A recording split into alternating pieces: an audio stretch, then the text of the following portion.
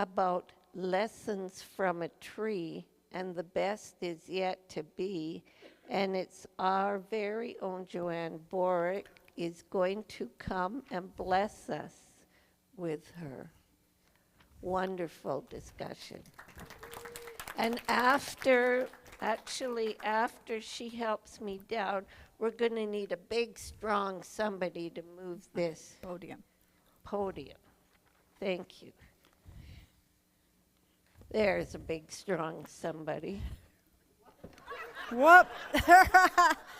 You're too strong for your own good.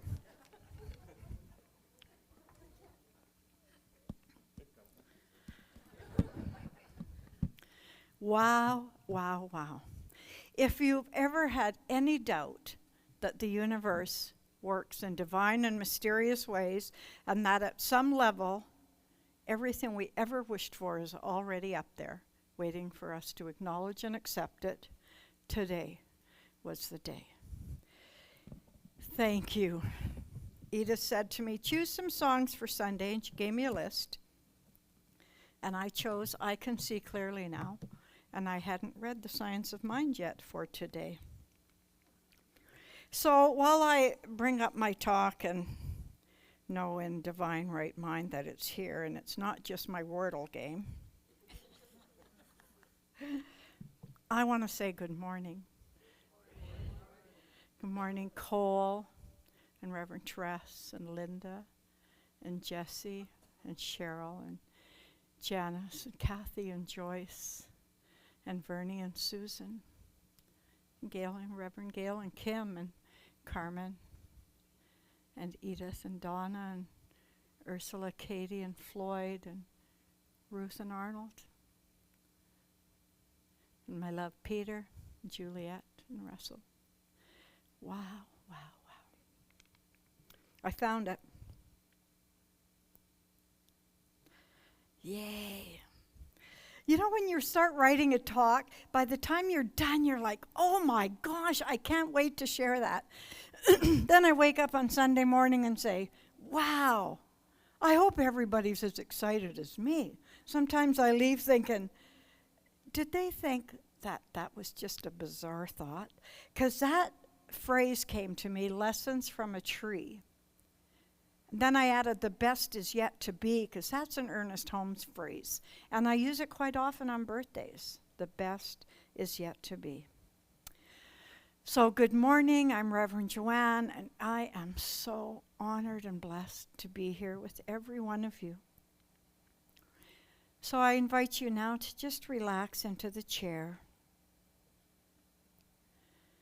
And if you want, you can close your eyes and just allow the peaceful energy and love in this center to surround and envelop you with a warm, welcoming hug.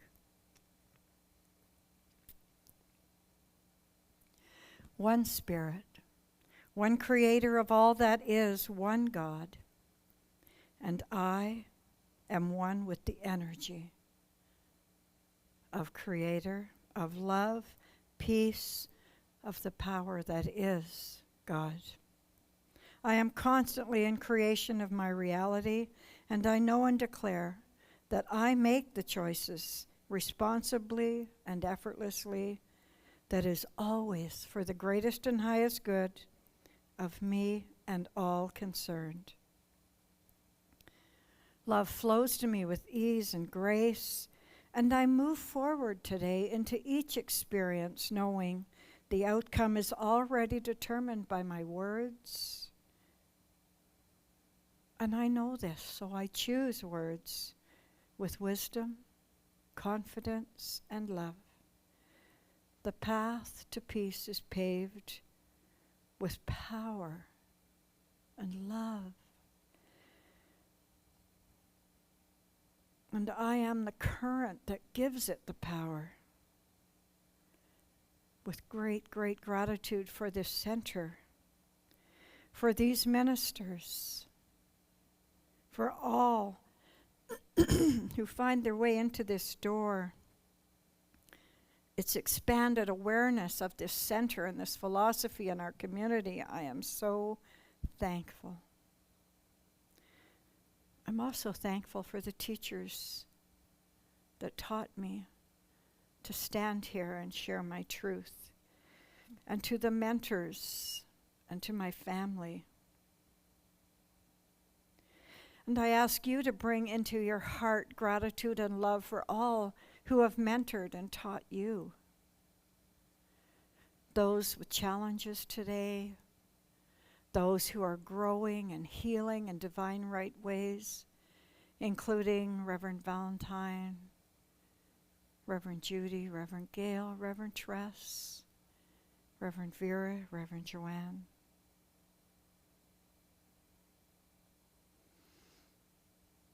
So much in this world to be grateful for. And I release my word knowing that it is made manifest, for my word is a force unto which it's spoken.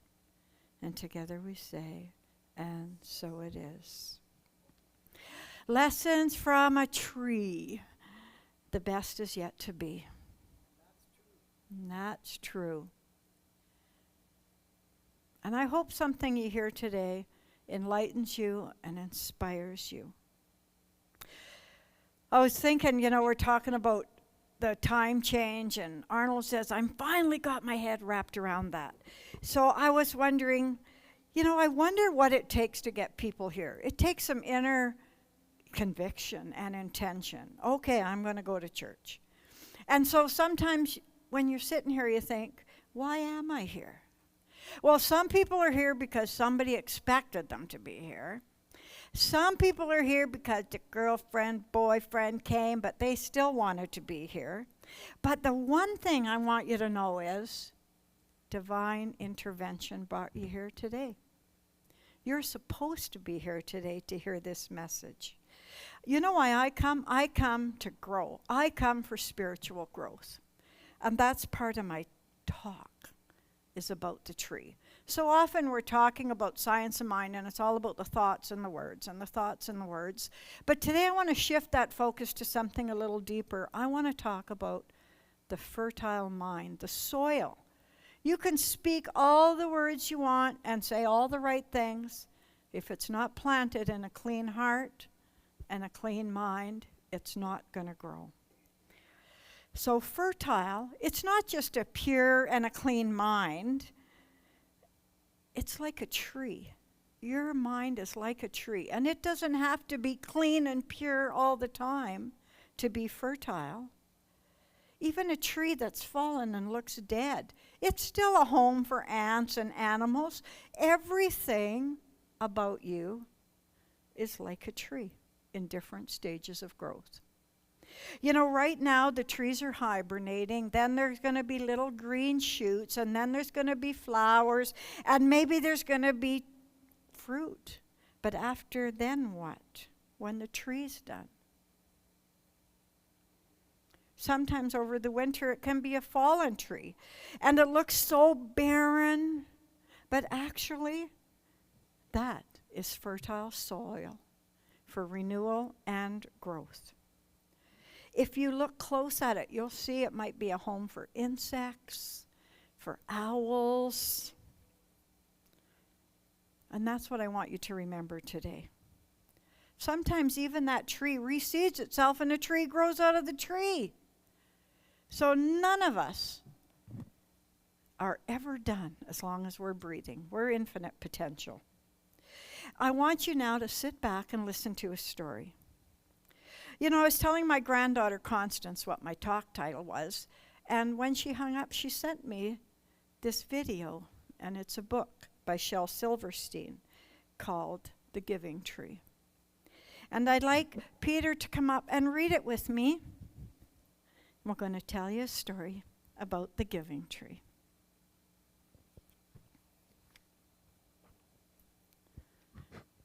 Is it on? It's on. It's on. Okay. Oh, I got to move over here. We're going to Once there was a tree, and it loved a little boy. And every day the boy would come, and he would gather her leaves and make them into crowns and play king of the forest. He would climb up the trunk and swing from the branches and eat apples. And they would play hide and go seek. And when he was tired, he would sleep in the shade of the tree, and the boy loved the tree very much, and the tree was happy. But time went by, and the boy grew older, and the tree was often alone. Then one day the boy came to the tree, and the tree said, "Come, boy, climb and swing from my branches and eat apples and play in the shade and be happy." "I am too big to climb and play," said the boy. "I want to buy things and have fun. I want some money." "I'm sorry," said the tree, "I have no money. I only have leaves and apples. Take my apples, boy, and sell them for money. Then you'll have money and you'll be happy."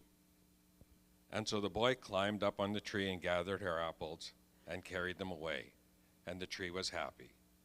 The boy stayed away a long time, and the tree was sad. And then one day the boy came back. The tree shook with joy and said, "Come, boy, climb the trunk, swing from my branches and be happy." "I'm too busy to climb trees," said the boy. "I want a house to keep me warm," he said. "I want a wife, and I want children, and so I need a house. Can you give me a house?" "I have no house," said the tree. "The forest is my house. But you can cut my branches and take them home and build a house. Then will you be happy?" So the boy cut off the branches and carried them away to build his house, and the tree was happy. The boy stayed away for a long time. When he came back, the tree was so happy it could hardly speak. "Come, boy," the tree whispered, "come and play." "I am too old and sad to play," said the boy. "I want a boat that will take me far away from here. Can you give me a boat?" "No, but you can cut down my trunk and make a boat," said the tree. "Then you can sail away and be happy." So the boy cut down her trunk and made a boat and sailed away, and the tree was happy, but not really. And after a long, long time, the boy came back again. "I'm sorry, boy," said the tree, "but I have nothing left to give you. My apples are gone." "My teeth are too weak for apples," said the boy. "My branches are gone," said the tree. "You can't swing on them." "I am too old to swing on branches," said the boy. "My trunk is gone," said the tree. "You can't climb." "I am too tired to climb," said the boy. "I'm sorry," sighed the tree. "I wish that I could give you something, but I have nothing left. I'm just an old stump. I'm so sorry." "I don't need very much now," said the boy. "Just a quiet place to sit and rest. I am very tired."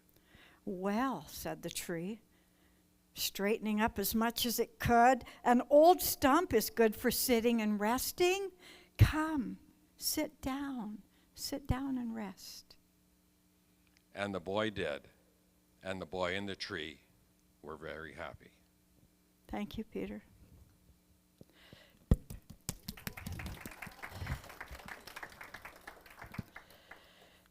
I forgot about this book. I first saw it in my granddaughter's hallway. She goes to Catholic school, and the Giving Tree was always in the hallway. I never even read it. And the message to me when she sent it to me was, we always have something worthwhile to share with someone else. I was looking in Ernest Holmes' Science of Mind book for something about nature, and there was just so many. There was no way I was going to be able to choose. But I really liked that he talked about the law of the universe. We're fathomed after nature. Ernest Holmes says there's a law in the universe that operates a certain way according to the tendency in motion. We can't destroy the law, but we can redirect it. Just as we plant seeds and later decide we wish something else, we go out and we look at those seeds and we can pull them up and plant different ones. We're not destroying the soil, we're just determining to use it in a different way. He goes on to say the law we're discussing is simply all nature and all life is just as it should be. For instance, electricity, it's the way it should be, and its results give you light or power. That's the way it works. There's a seed, a creative medium, a soil, the plant. Throughout the ages, that Trinity has been taught in all religions and great spiritual philosophies. It's called the Trinity. We might call it a pyramid in energy work. In Christianity, they call it the Father, Son, and Holy Spirit. In our teaching, we call it the thing, the way it works, and what it does. It's an absolute law. When we learn about treatment, it's the seed, the thought, the soil, where you put your thought, and the plant, the manifestation. Even in the Bible, Jesus says, God dwells in every soul. And Jesus was telling people, penetrate your own nature. There is where you'll find peace and comfort. So when he thinks about penetrating your own nature, he's telling you, plant a different seed and plant it in your own heart. Because if eternity runs through all of nature and through us, there's nothing we have to add. We have everything we need. We already have it. And that is the bottom line of affirmative prayer. There is nothing to heal, only the truth to reveal. You know, if you ever walked out in nature, I know everybody here does. I'm really lucky I live across from Crana Lake in Lacombe, which is actually more of a slough. But you can go out and walk around this pond, and sometimes you can go off the track and you can walk right along the waterfront. So one day I was walking, there was this fallen tree. And, you know, I was thinking, wow, that is amazing, that fallen tree. And I got looking closer at it. There was a huge mushroom that had made a home on that tree. I looked a little closer, and a little animal scurried out. And I looked a little closer, and there was another tree growing out of the tree. Everything is a haven for so many things. And really, it just reminded me, when I'm fallen, I should look around at all the people who are supporting me and helping me grow. Everything serves a purpose. And that's my message today. I don't care if you are standing tall and in full bloom or laying down in a fetal position, not having a great day. You are precious. And you are so important. And wherever you are on your journey, that cycle continues. We hibernate. That's where we procrastinate. And then we start to bloom again. We blossom. The seeds we planted come to fruition. And we expect we're going to stay there forever in full bloom, but that's not how nature works. It's right and perfect that we have quiet time, that we hibernate, that we procrastinate. That's the cycle of life. It was so encouraging for me to know that whether I'm fallen and barren or whether I'm on top of my game handing out $100 bills, it doesn't matter because it's all in the eye of the beholder. So whether you think I'm fallen or prosperous or rich or on top of my game, it doesn't matter. It's all in the eye of the beholder. You know what matters? It's what happens in your own soul. How you feel about yourself. What people see is only a portion of what your truth is. What's inside, you are the soul of the bearer. When I started to write this, it really brought me into the circle of life, having grieved a lot this last couple of years and missing my sisters and Janet and Gord, and there's just been so much going on. It really brought to mind how it feels to be supportive. And based on how I think and how I speak and how I act and how every one of you are so important to me, especially when I'm feeling barren. Because when I think about in my own soul, I want every one of you to know that what I say, I mean for you. I am magnificent. And I want you to say that. I am magnificent. I am infinite possibilities. I speak and act with purpose. Thank you. And now I have a small meditation I want you to join me in. Just close your eyes and sit for a moment in quiet reverence of the tree. Just imagine you stepped into a dense forest one you've been to before. And look around. And without putting any thought into it, just notice a tree, the first tree that comes to your mind. You might not even know what the tree is and might have to look it up later. Or maybe you do.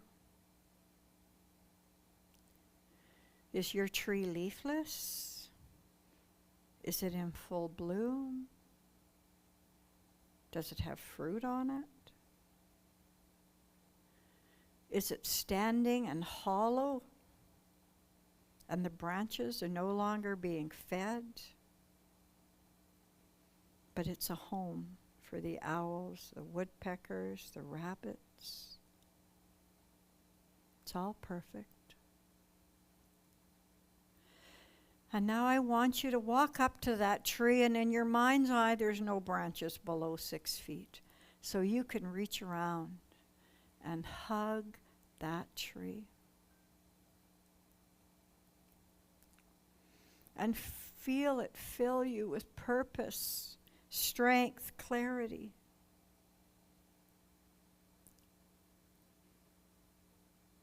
You feel it through your whole body, the side of your face and your chest and your stomach and your legs, all touching the strength of that tree.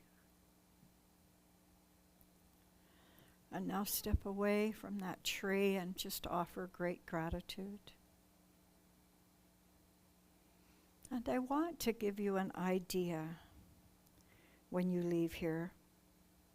I want you to imagine that everyone you hug is a tree. And everyone you hug is nurturing, feeding, and filling you with love and strength and purpose. I'd like you to take a few deep breaths in and out.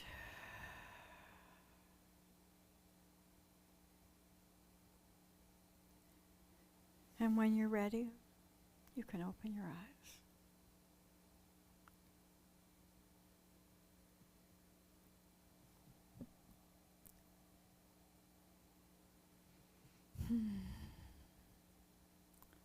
That is the lesson from a tree. The best is yet to be. And the only thing I have left to say is thank you. I am Reverend Joanne. Peace and love. I am a tree, and so are you, and so it is.